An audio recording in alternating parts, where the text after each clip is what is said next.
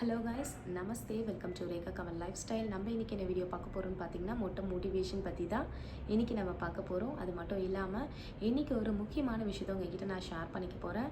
நம்மளோட சேனலில் வந்து பார்த்திங்கன்னா நிறைய பேர் வந்து எனக்கு சப்போர்ட் பண்ணுறீங்க. Thank you so much. இன்றைக்கி ஒரு உண்மையான ஒரு சாட்சியை வந்து உங்ககிட்ட நான் ஷேர் பண்ணிக்க போகிறேன். அது மட்டும் இல்லாமல் நீங்கள் நம்மளோட சேனலுக்கு ஃபஸ்ட் டைம் வரீங்க அப்படின்னா மறக்காமல் சப்ஸ்கிரைப் பண்ணிக்கோங்க. பக்கத்தில் இருக்க பில் பட்டனை ப்ரெஸ் பண்ணிக்கோங்க. அப்போ தான் நான் அடுத்தடுத்த போடுற வீடியோ உங்களுக்கு நோட்டிஃபிகேஷன் வரும். இப்போ வாங்க வீடியோக்குள்ளே போகலாம். இப்போ வந்து பார்த்தீங்கன்னா நம்மளோட சேனலில் நிறைய மோட்டிவேஷன் வீடியோஸ் நம்ம கொடுத்துருக்கோம். நம்மளோட பிளேலிஸ்ட்டில் இருக்குது, போய் செக் பண்ணி பாருங்கள். ஃபஸ்ட்டு வந்து நான் மொட்டை அடித்த இடம் எது அப்படின்றது நம்மளோட சப்ஸ்கிரைபர்ஸ்க்கு எல்லாருக்கும் தெரியும். நியூ சப்ஸ்கிரைபர்ஸ்க்காக நான் சொல்கிறேன். அச்சரப்பாக்கம் மேரி மாதாமா கோயிலில் வந்து நான் ஃபஸ்ட்டு மொட்டை அடித்தேன். எனக்கு ஒரு பர்சனலாக ஒரு ரொம்ப பெரிய ஒரு பிரச்சனை. அப்போ வந்து கல்யாணத்துக்கு முன்னாடி எனக்கு ஒரு பிரச்சனை. அப்போ வந்து பார்த்திங்கன்னா நான் வந்து கடவுளுக்காக வந்து நான் ஒரு வேண்டுதல் வந்து நான் வச்சேன். எனக்கு இந்த மாதிரி வந்து ஒரு பெரிய பிரச்சனை இருக்குது அப்படின்னு சொல்லிட்டு நான் கர்த்தர்கிட்ட வந்து வேண்டுதல் வச்சேன். மேரி மாதாமா கிட்ட வந்து நான் ஒரு வேண்டுதல் வைக்கும் பொழுது பார்த்திங்கன்னா கண்டிப்பாக எனக்கு பரிபூர்ண சுகம் எனக்கு கிடைச்சிது.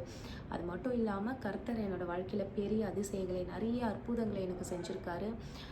கண்டிப்பாக நான் வந்து இன்றைக்கி நான் சாட்சியாக நிற்கிறதுல ரொம்ப ரொம்ப நான் சந்தோஷப்படுறேன். நிறைய பேர் என்கிட்ட கேட்குறது என்னென்னா, நீ வந்து எப்போ பார்த்தாலும் வந்து பார்த்திங்கன்னா ஸ்தோத்திரம் சொல்கிற, ஏசப்பான்னு சொல்கிற, என்ன உனக்கு எப்போ பார்த்தாலும் வந்து சொல்லிகிட்டே இருப்பியா அப்படின்ற மாதிரிலாம் நான் வந்து சில பேர் வந்து சும்மா என்னோடய ஃப்ரெண்ட்ஸ் எல்லாமே கிண்டல் பண்ணுவாங்க. ஒரு விஷயம் என்னென்னா, என்னை வந்து என் கூட இருக்கிறவங்க என்னை விட்டு விலகி இருக்கலாம், என்னை வந்து பார்த்திங்கன்னா எனக்கு உதவி செய்யாமல் இருக்கலாம், சில நேரத்தில் வந்து என்னை விரோதியாக நினைக்கலாம். ஆனால் நான் விசுவாசித்த என்னோடய கர்த்தர் வந்து என்னோடய தாயும் தகப்பனுமாக இருந்து என்னை வழி நடத்துகிறாரு ஒவ்வொரு நாளும். ஏன்னா நான் இங்கே கல்யாணம் பண்ணிவிட்டு ஆஃப்டர் மேரேஜ்க்கு அப்புறம் நான் ஹாங்காங் வரும்பொழுது நான் என்னோடய வீட்டில் ரொம்ப செல்லம். அப்படி நான் இங்கே வந்து நான் தனிமையாக இருக்கும் பொழுது கண்டிப்பாக நிறைய விஷயங்கள் நான் ஃபேஸ் பண்ணேன்.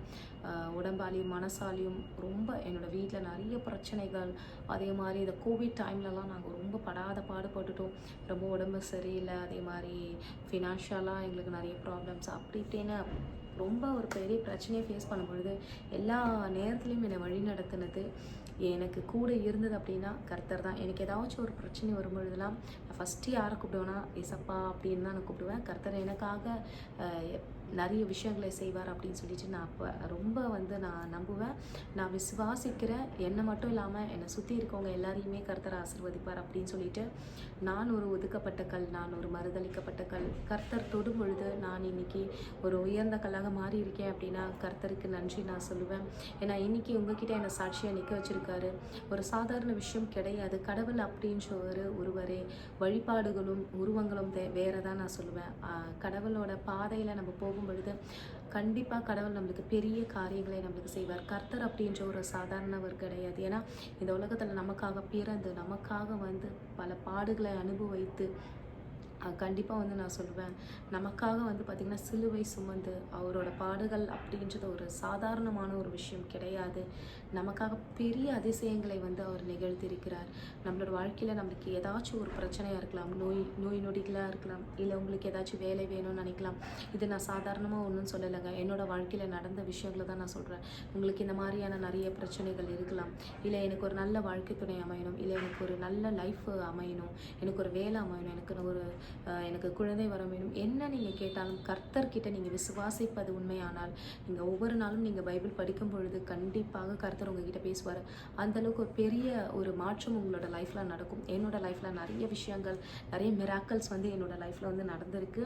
கண்டிப்பாக அடுத்தடுத்த வீடியோஸில் நான் உங்ககிட்ட வந்து ஷேர் பண்ணுறேன். ஏன்னா நம்மளோட சேனலில் நிறைய பேர் வழிபாடுகள் எல்லாமே செய்து கடவுளோட வழிபாடுகள் எல்லாமே செய்யும் பொழுது எனக்கு வந்து நிறைய பேர் வந்து கமெண்ட் பண்ணுறீங்க. நிறைய பேர் வந்து பார்த்திங்கன்னா என்கிட்ட வந்து ஷேர் பண்ணிக்கிறீங்க ஃபோனில் வந்து. கண்டிப்பாக வந்து எனக்கு வந்து கமெண்ட் பண்ணிங்கன்னா இன்னும் கொஞ்சம் நல்லாயிருக்கும் அப்படின்னு சொல்லிட்டு நினைக்கிறேன். ஏன்னா நிறைய பேரும் அதை பார்த்து அவங்களும் பயனடைவாங்க அப்படின்னு சொல்லிட்டு நம்புகிறேன். நிறைய பேர் வந்து என்கிட்ட சாட்சியாக சொல்கிறாங்க, எங்களுக்கு இதெல்லாம் நடந்துச்சு, நாங்கள் வழிபட்டோம் அப்படின்னு சொல்லிட்டு.